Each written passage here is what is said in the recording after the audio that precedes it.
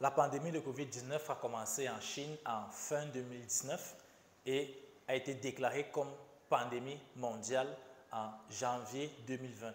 Et depuis lors, elle a ravagé près de 6 millions de personnes. Donc, elle a entraîné environ 6 millions de décès. Au courant de l'année 2020 particulièrement, le SARS-CoV-2, le virus derrière la COVID-19, a causé 1,8 million de décès. Mais au courant de cette même année 2020, il y a une pathologie, une maladie infectieuse qui est venue au deuxième rang, pas très loin de la COVID-19 et qui a occasionné 1,5 million de morts. Cette maladie donc a été classée en 2020 comme la deuxième maladie infectieuse la plus meurtrière ou la plus mortelle.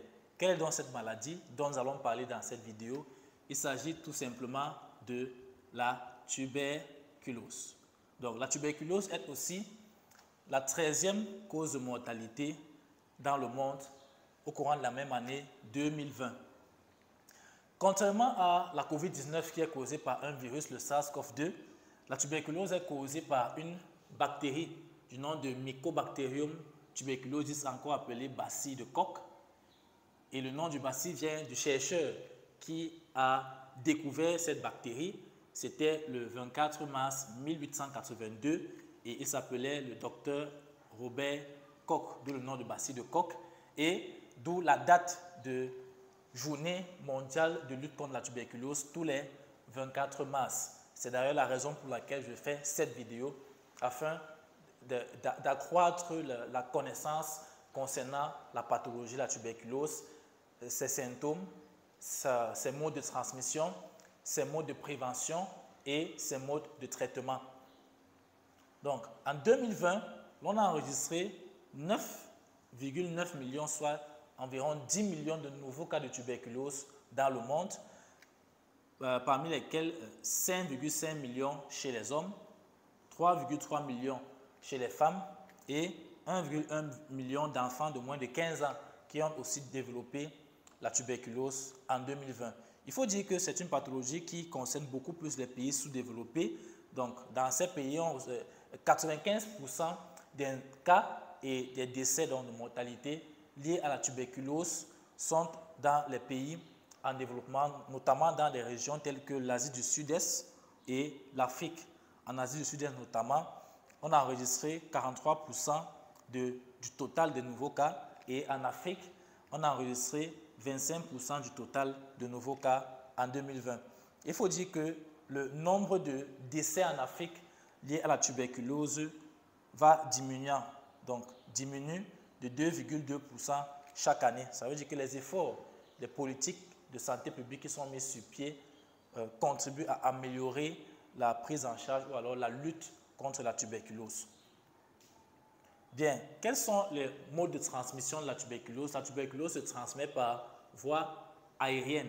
Donc, lorsque vous avez un patient qui est un malade atteint de tuberculose pulmonaire, lorsque ce patient tousse, éternue, crache ou chante, des particules, des bacilles tuberculeux peuvent donc être émis dans l'air et les personnes qui sont autour peuvent inhaler ces particules lorsqu'elles vont inspirer de l'air et donc cela pourra contribuer à leur infection.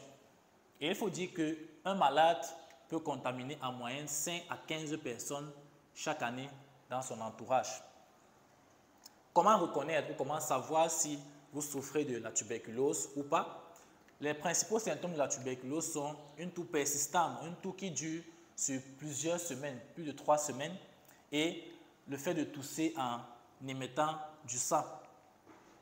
On a aussi la fatigue, une douleur thoracique, ainsi que des sueurs nocturnes. Et comme autre symptôme, on peut aussi avoir l'anorexie, c'est-à-dire le manque d'appétit, vous n'avez pas assez faim, l'amaigrissement, la perte de poids qui peut aussi être lié au manque d'appétit, ainsi que la fièvre. Quels sont les éléments qui peuvent augmenter votre risque de développer la tuberculose? On a notamment la malnutrition, le diabète, l'alcool, le tabac et le VIH. Le VIH est l'un des majeurs facteurs de risque majeur parce que les patients qui ont le VIH ont 18 fois plus de chances de de développer la tuberculose que les patients ou les personnes qui vivent sans VIH. Concernant la malnutrition, le fait d'avoir une mauvaise alimentation, une alimentation pauvre et déséquilibrée, augmente de 3 fois votre risque de contracter la tuberculose. Et l'on estime en 2020 que 1,9, soit environ 2 millions de nouveaux patients tuberculeux, de nouveaux cas de tuberculose ont été dus à la malnutrition. L'alcool, la consommation d'alcool augmente votre risque de tuberculose de 3,3. Et en 2020, on estime que 740 000 cas de tuberculose dépistés ont été dus ou causés par la consommation d'alcool. Le tabac aussi augmente le risque de tuberculose de 1,6 et l'on estime en 2020 que 730 000 nouveaux cas de tuberculose ont été causés par le tabac. Donc voilà des facteurs de risque qui seraient importants de modifier. Si vous avez une alimentation pauvre ou une alimentation déséquilibrée, c'est-à-dire trop riche en sucre, en sel ou en mauvais gras, il est important de changer, de modifier vos habitudes alimentaires. Et je vous invite à regarder la série de vidéos que j'ai faite sur les aliments et votre santé pour en savoir davantage. Il est aussi important de réduire votre risque de développer le diabète si vous n'êtes pas encore diabétique, ou encore de réduire, de bien prendre en charge votre diabète si vous êtes diabétique. Et cela passe notamment par l'alimentation toujours, l'exercice physique et bien d'autres méthodes dont je parle dans ma série de vidéos sur le diabète. Donc, si vous êtes intéressé, n'hésitez pas à regarder cette série de vidéos. Il est aussi important de réduire ou d'éliminer complètement l'alcool et le tabac de vos habitudes. Enfin, est-ce qu'il existe des traitements? Est-ce qu'il existe un traitement, des médicaments contre la tuberculose? Est-ce que c'est une maladie incurable? Non, la tuberculose peut être traitée principalement au Cameroun par le RES, qui est une combinaison de 4 molécules, de 4 antibiotiques antituberculeux, la rifampicine, l'isoniazide, l'éthambutol et la pyrazinamide. Et c'est un traitement qui se prend habituellement pendant environ 6 mois. Par contre, il peut arriver dans certains cas que certains patients développent ce qu'on appelle la tuberculose multirésistante. Multirésistante, ça veut dire que le bacille de Koch est devenu résistant à plusieurs antibiotiques qui normalement réduisent l'infection, qui normalement éliminent la bactérie. Et dans ce cas, il sera question dans certains cas de prendre plusieurs comprimés, plus de molécules encore et plus de comprimés encore qu'en temps normal. Et le traitement va aussi durer beaucoup plus longtemps pour avoir un traitement qui pourra aller jusqu'à 20 mois, voire jusqu'à 2 ans.